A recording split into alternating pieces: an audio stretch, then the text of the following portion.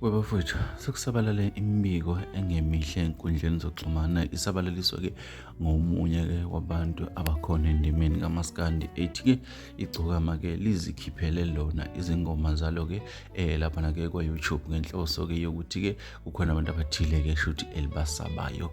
Labo bantu-ke libashilo-ke ukuthi-ke bangobani-ke leli ciko elikhulumela amambunge.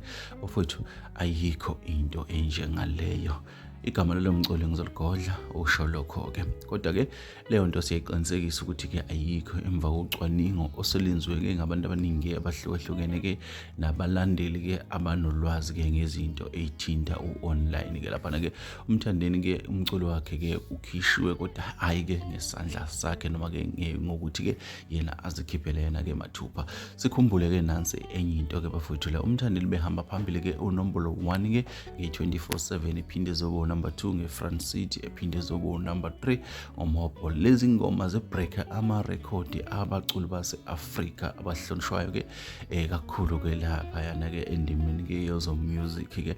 Bengeke uMthandeni-ke azikhiphele izingoma ey'fana nalezi. Sikhumbule-ke uMthandeni namarekhodi awabreakile akekho umuntu-ke walapha eMzansi owabreaka, bekusengiyena wokuqala ngqa, okukhomba okusobala-ke ukuthi emlandweni omkhulu futhi onjengalo omuhle kangaka bengeke uMthandeni-ke azonele yena. Le nto sithi-ke masicacise kubantu-ke abalokhu bakhomenta bakhuluma izinto ey'ningi ezahlukahlukene-ke bezama-ke ukukhuluma into eliphutha. uMthandeni akazange ayikhiphe iy'ngoma zakhe.